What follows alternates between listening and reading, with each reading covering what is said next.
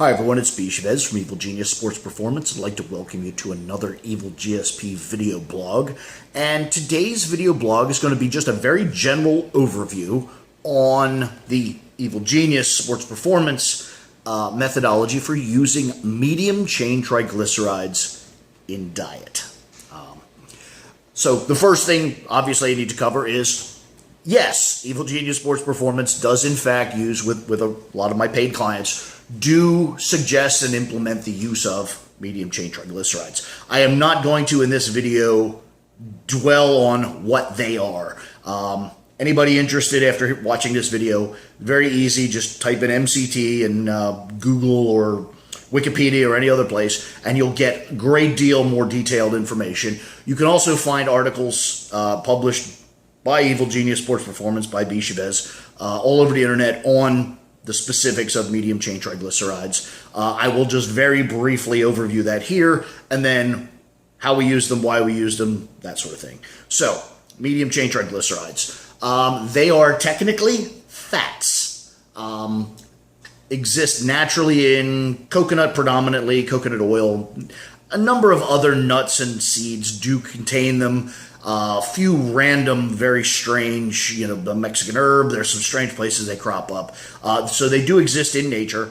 But the short answer is, most of the time when applied to diet, we're talking about commercially prepared, refined, medium chain triglycerides. They are, as I said, technically fats. Fats are typically very long, complicated molecules. Medium chain triglycerides are very short. Typically in human diet, you're talking about capric and caprylic acid, which are 8 and 10 carbon chains, respectively. So they are very, very short in the world of fat. They are medically and chemically and nutritionally do fall under the heading of fats, but they very much behave almost in an entirely different fashion because of their shortness. They go through a very truncated, very shortened digestive path. They do not require the same level of bile salts. They don't travel through, they travel directly through the portal vein. So there's a lot of differences on the metabolic and digestive and metabolic action of them. But the short answer is they are fats. For a way of analogy, I've often used this with clients, is they are kind of the refined sugar of fats. If you think of a typical fat as a very long, complicated starch, then you would think of MCTs as kind of the white sugar of fats. So there you are. Two of the major beauties of using medium chain triglycerides in diet is the same as fats, is they're very, very calorie dense. A simple tablespoon carries 100 calories. Not necessarily something for everyone, but in a case where, calories become a premium and people are having a hard time gaining and retaining, body mass and just total weight, it's a great way to get calories in a very condensed form. And then also with the added beauty of not being your traditional long-chain fats that need this very long and complicated digestive process. So it's fairly rapidly supplied, high-density calories. Very valuable to a specific audience.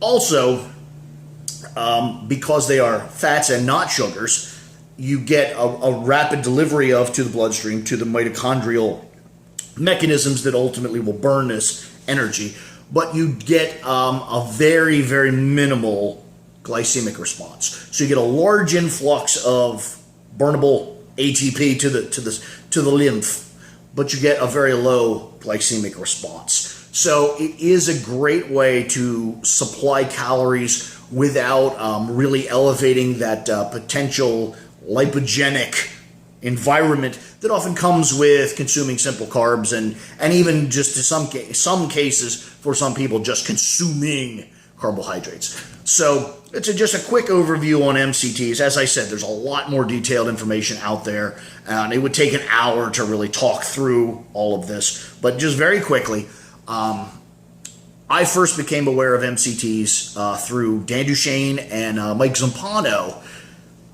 way back in the early and middle 80s. And so, Dan was a very smart and kind of somebody I looked up to and still, the late Dan Duchesne, but I still do kind of look to his works as kind of the seminal thinking on the subject of sports nutrition. So because Dan was interested in them, I immediately became interested in them. And through that pathway, I found John Perillo out in Ohio. Perillo Performance. You can still find them on the internet today. Great people, great. They have an entirely encompassed, kind of packaged dietary scheme that's very heavy on medium chain triglycerides. Very low fat diet that then supplies additional calories via medium chain triglycerides. He has his own MCT product. He peddles, I think he calls it Captri. It's C8 and C10 carbon oil, which is, again, same thing. And I'm not knocking the commercialistic aspect of the Perillo approach. They're very good people, very smart, very well thought out diet, and you can certainly look to them for additional information on this subject. So basically, what we're talking about is very short, fast acting, calorie source. So typically, when I work with clients, I added, and I do add one layer of confusion. As almost everyone knows, there are really four aspects you deal with: is your total calories, so your calorie count, your macros, total protein intake, total fat intake, total carbohydrate intake.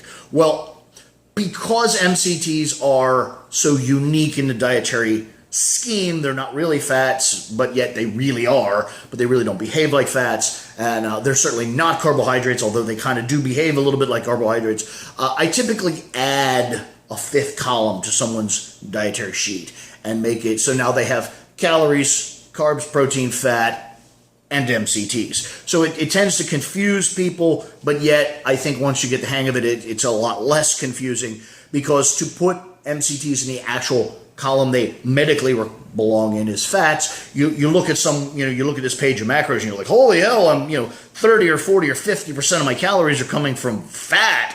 And it sounds very horrible, when in reality it's a very low dietary fat, and then it's potentially a large load of these additional or supplemental, fats via commercial MCT oils. So that's typically how it's done.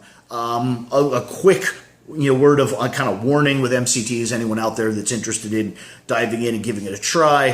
One, they can tend to cause stomach upset. Never ever did for me. I could literally just drink them right out of the bottle. Caused me no harm. I have met people that it causes some mild stomach upset, even some loose bowels. So I would definitely start at a very small dose, something say on the order of a tablespoon, about 100 calories. I personally have no trouble with 2 or 3 tablespoons per meal all day long. I can consume as much as 1,000 additional calories from MCTs and have no problem other than a ton of energy and a raging sweat, because these calories tend to just roll immediately into the bloodstream and into the lymph.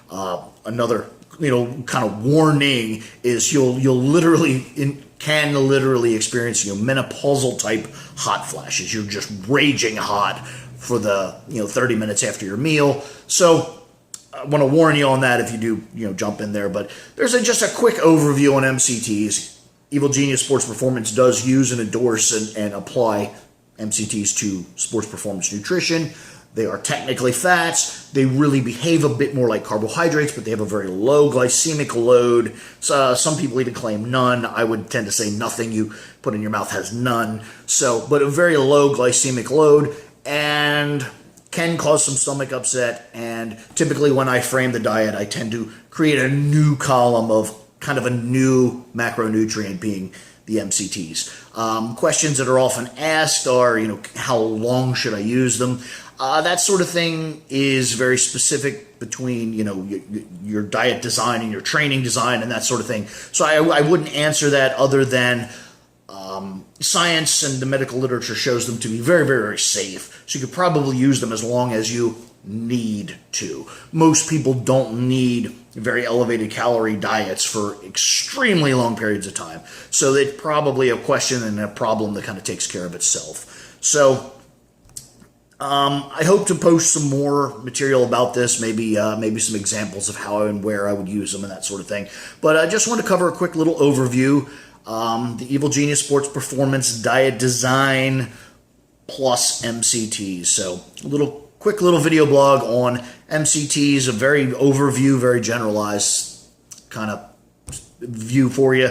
So hopefully that answers some questions. Hopefully that asks some new questions. Hopefully I'll get some questions and we can, talk about this topic a little more refined in the future. So there you are. Until next time, B.Chavez, Evil Genius Sports Performance. Stay strong.